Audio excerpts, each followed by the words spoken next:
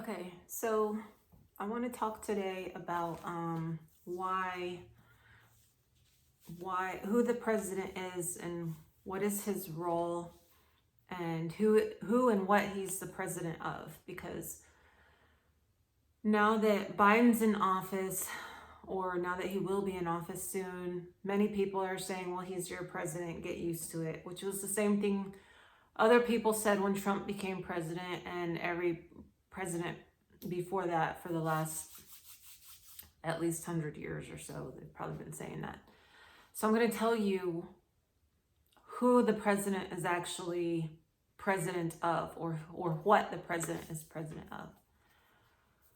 So I'm going to start out by just trying to lay down some facts, because there's a lot of misinformation out there and a lot of things that people are misunderstanding about the Constitution and what it means, and what all these places and things and people are in it and who's not in it. People think they're all a part of the Constitution and it rules over them, and it's not. And that's really the bigger picture, that is the big battle that's going on. We're still having the Federalist, anti-Federalist conversation 200 plus years after the Constitution was written. So nothing is really defined. Nothing is really set in stone as far as the terms and phrases in the Constitution, except for some basic things. But when it says citizen of the United States, there's no definition for that. Or United States, there's not really a clear, concise definition of what United States is. Or United States of America, what is that? And who are we the people? So I'm going to give my opinion based on the many, many, many things that I've read and discussions I've had, and the things that just make sense to me, as well as the various laws and the way they were written, and the philosophies that go back since Aquinas and Aristotle and Plato, as well as many other things. Okay, so when the colonists formed into a body politic, they needed states. They first had to form states. And then after they formed states, they wanted to form a firm league of friendship between all the states. And they did that first, according to the laws of nation. They first had to declare themselves independent. And they did that with the Declaration of Independence. And then they had to form themselves into a firm league of friendship, which they did with the Articles of Confederation. And then they realized that they needed a more solid framework for defense. And they spelled defense with a C in the Constitution, which is Old French, which is Norse for fortification, which is also used in Devatel's the Law of Nations, to fortify yourself, not defense with an S, which is Latin for vengeance. Okay, so when you see anything written by the government that says defense with an S, then that's outside of the Constitution. Okay, so when the states got together, they formed themselves into something called the United States of America. So it was all the states inside America. But then some states wanted to join themselves into a union for defense purposes, and they called that United States. Originally, the U was lowercase because they didn't have a constitution yet. And it was sort of a loose union, okay? So that's what they mean when they say it was a loose union, that they hadn't written it down yet, and it wasn't contractual yet. It was not there was no constitution. So when they wrote the Constitution and they became a formal union, they capitalized the U and the S and they became United States. And they formed this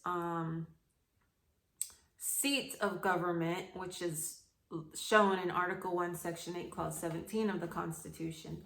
And the seat of government is in Washington, D.C. So how did the Union come about?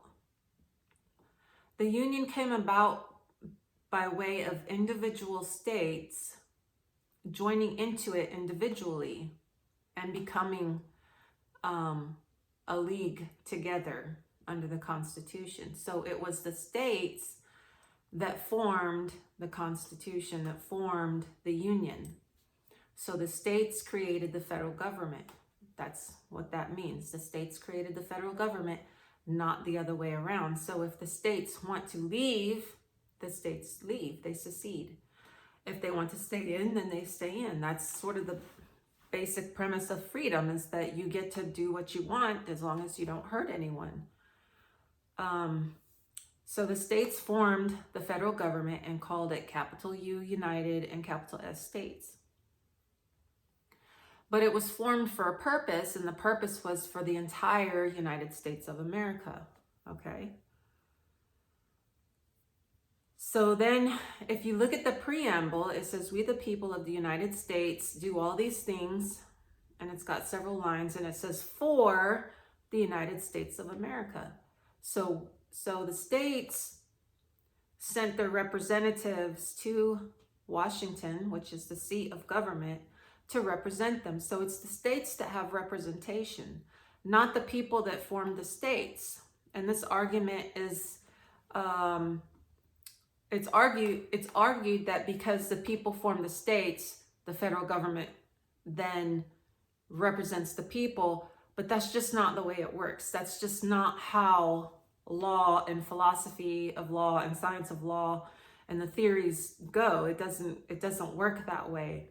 You either have direct representation or you don't. And if you don't have direct representation, then you're really not represented.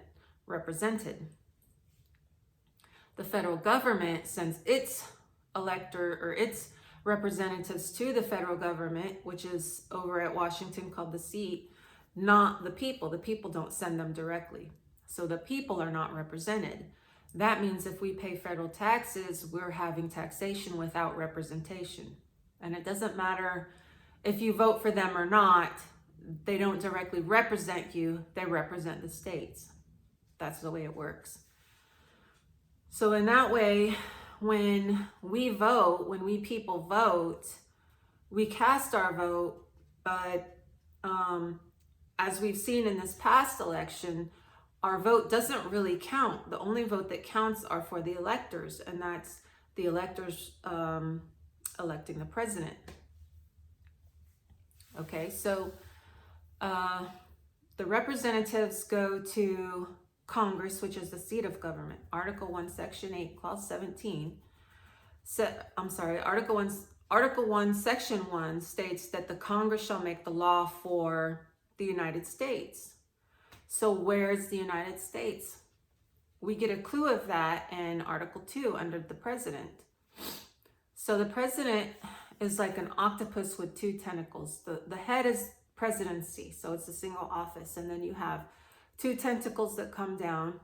One is the executive officer of the United States of America, and the other is commander-in-chief of the land and naval forces of the United States, or I think it says the United States Land and Naval Forces, because they write in such a way where they use as few words as possible, which to us now seems a little confusing, but to them was clarity. So the president is just the name for these two offices. The presidency, the office of the president, is the name of these two offices. And what are the offices? Article 2, Section 1 says that he's the executive officer of the states. What it says literally is the president shall be the executive officer of the United States of America.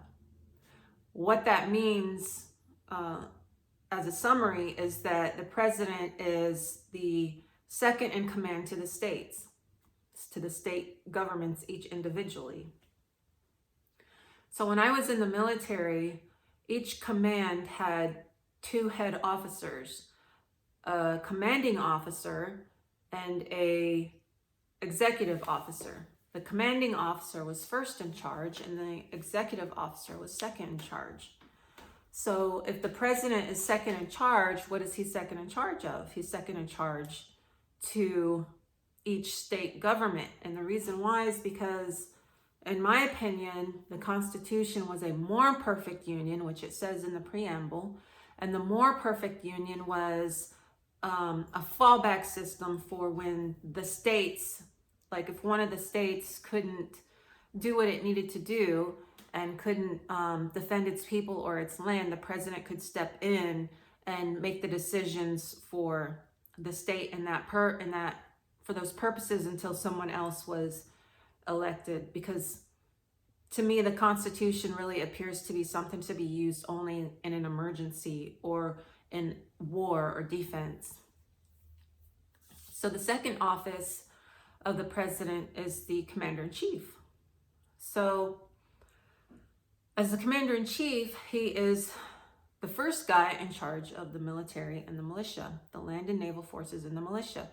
Now, what it says literally in the Constitution in Article 2, Section 2 is that the president shall be commander-in-chief of the United States land and naval forces. So now you have Article 1 that says United States of America and Article 2 that says United States. You have Article 2, Section 1 that says United States of America and Article 2, Section 2 that says United States. So United States is attached to the land and naval forces and the militia, and Article 1 is attached to his connection with the states. And his connection with the states was as the executive officer, and his connection to the military was as the commander. Okay, so then you look at Article 1 where it says that the Congress shall have the power to make laws for the United States, not the states, not for the United States of America. So if it has the power to legislate for the United States, it's talking about just the federal government. So the federal government never had power to regulate the states. They had power to regulate the lands that were given to them by the states when the states each individually became a part of the union and annexed some small amounts of lands to the federal government. And those little annexed lands became part of the United States. So you have another octopus, but this octopus has many tentacles. It has a head that's sitting at the seat of government. That's where all the states send their representatives to go and sit. And then you have these tentacles that come out, and these are all of the federal lands. And for simplification purposes, we'll say that they're just military reservations or posts, because in the Constitution they use the word posts. Now, I'm not talking about post mill offices, because the word post has at least 3 definitions in the dictionary, one being a stick in the ground, and I'm simplifying, the other one being a place, like a specific place, like a military station. The third being a messenger, or where a messenger would stay, so the messenger's office. So when it says post offices, it could be talking about those lands that are annexed to the federal government, those military lands annexed to the government, or an office for a messenger. I think really it's talking about all 3, because what they did was they created the lands.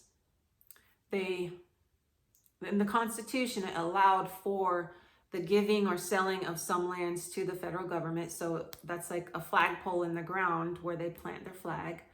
It was for defense purposes, so that's your military station. And they included a messenger service on there. So post was the best word to be used to describe all these things. So post offices were the military roads that the messengers used, and post roads were the roads that were on the military post and the messengers used them. And we see that the Congress, as part of the Constitution, was given the right to exclusively legislate for these areas. That means when the states joined the Union, they each individually had to agree to give up their lawmaking rights on those federal areas, because you can't have two people giving one military, like a company of men, like a militia, these orders, and then this guy giving these orders, and then the militia's like, okay, what do we do? Where are we going here, or are we going over there, or are we splitting up? What's going on? You have to have one person giving all the orders, and the orders trickle down. So the orders trickle down from the president to the representatives in Congress, and then they send messages to the states, and then the states know what to do. And that's, the importance of the messenger service, so that they could the states could contact their representatives in Congress, and Congress could contact their people in the states and give the orders for what the military is going to do, and then the president's supposed to oversee it all.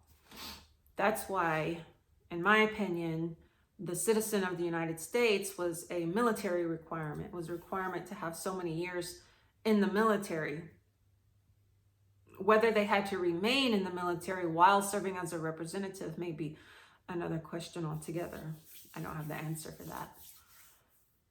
So you have United States being the seat of government and the military lands.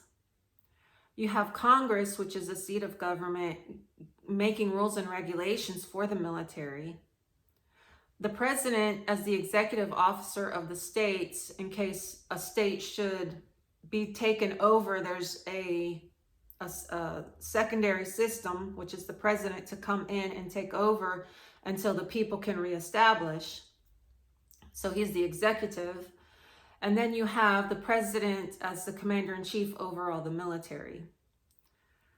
So there's nothing in the Constitution that talks about the president being the president of all the people of the entire country. He only has two offices. His offices are the second in command to the states and the first in command to the military. And the Congress is only making laws, rules, and regulations for the military lands. And it says in Article 1, Section 8 down at the bottom, and if you notice, Section 8 is one long sentence, and it's talking about what they do, where they do it, and who gets to do it. And it's all the list of things, taxes, bankruptcies, copyrights, patents, arts and sciences, post offices, post roads, imposts, excise, all these things are the list of things they do. And then it says where they do them, which are the seat, which is Washington, D.C., the lands purchased, which are the lands that were annexed to it by the states for a certain purpose, and that was defense with a C. And defense with a C is fortification, which is also a word used in Davatel's Law of Nations, which is how you build a nation, and is also a requirement for a good government.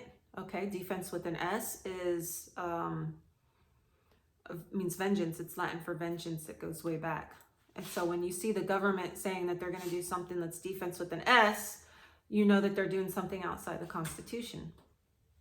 That brings me to many, many, many of the other infinite number of things the government does outside the Constitution that it has no authority to do. And I think this is sort of the whole idea of where this Civil War thing comes in, because there are people now who are, as far as I know, conservatives, mostly conservatives, or even far, far right conservatives that wouldn't even dare to associate themselves with the GOP because the GOP is too left for them, that understand these things. And now that this fairly small group of people understand this, there's no turning back. There's no unknowing what you know. And this knowledge is going to continue to grow. And the more it grows, the more unrest there's going to be, and the more abrupt changes there's going to be in this system that we have right now, because it's not being run according to the Constitution. And I would think almost everyone out there would agree to that they ignore the Constitution. And it's not really that they ignore it, it's that they're just acting outside of it, meaning it's still there. We still have it, they still follow it, but then they've decided they can do all these other things aside from it, because, as the Democrats would say, nothing in there says that they can't. It says that they say the Constitution doesn't prohibit it. That means we can do it. But that flies in the face of the fact of having a Constitution in the first place, because the Constitution lays out the things of who can do what, and then nothing else can be added. Even the amendments to the Constitution were not supposed to go against what was already written, what was just supposed to be clarified. And in my opinion, the 14th Amendment really flies in the face of the original meaning of the Constitution, because they basically changed the foundations of the role of government, and how the federal government was actually really very small. And they've enlarged it with some of these amendments, especially the 14th Amendment. Okay, so the point of my video is that the president plays no role in our particular lives, and our representatives that go to Congress, whether you elect them or not, they don't directly represent you. They directly represent the state. And the fact that we're paying federal taxes is taxation without representation, because it's supposed to be a direct representation. That's what a republic is. So the states and the federal government are supposed to pay taxes, and the federal government is supposed to pay taxes for certain things that it uses from the state. So in my research, a tax, which goes back to the Roman times, was actually like a rent that someone paid on public lands for the use of public lands. But they would give part of their, like if they were given the lands to grow crops, they would give part of that crop back to feed the soldiers and the people in government, so that they could eat and they could sustain themselves, which is something that happened in America during the Revolutionary War. The Revolutionary War, was that this country was so poor then, and had very small population compared to Europe, and very limited resources. Even though there were a lot of resources, those resources hadn't been cultivated yet, so there weren't really a lot of resources. So when we fought the war for independence, the government didn't have the ability to acquire the necessities that were needed for the troops. And so they depended on the women and the old men, or the young men that were still at home, that weren't fighting in the war, so that they could sustain the troops. And necessities were things like socks and weapons and coats and food. Yeah, the president has nothing to do with us, the people. So when people say, well, so-and-so's your president, get used to it, it's over, so-and-so won, so-and-so's your president, that's not true to any extent of the imagination. The president is the executive officer to the states, and the president is the commander of the United States, which is the seat of government and the military. Well, the president is the commander to the land and naval forces of the United States. So that would be the land and naval forces belonging to the seat, belonging to the Congress, which really are the representatives of the states. So the United States are the representatives of the states, and they have a land and naval force, and they have militias back home. So it's a lot to take in. I have many other videos out where I try to basically explain this same stuff in different ways over and over again, because everyone learns a little bit different and things click when it's said a different way. And so I'm not trying to be repetitious, even though I am trying to be repetitious. I'm not trying to be annoying by posting the same videos. I'm just trying to help people understand, because I think once we understand this, we can avoid any kind of civil war. We can avoid arguments. We can avoid the violence. We can avoid a lot of the turmoil that's going on right now, and the argument about, you know, who's your president and who's not your president, and, you know, who speaks for who and who speaks for what. The important thing is, though, however, that we do try to elect people who are going to do good things, okay, and conform to the moral laws, and someone who will understand and promote the natural law, which are all the rights of all the people, and not try to tell people that they only have a Bill of Rights when they're not a part of the federal government. But that's a video for another day. So I'll end this the way I try to end at least my more recent videos, and that's that we need to abide by the golden rule, especially during these difficult times. Do unto others as you would have them do unto you, which means that we should do no harm. And as long as we practice being kind to one another, we never have to worry about that. So be kind to one another and have a great day.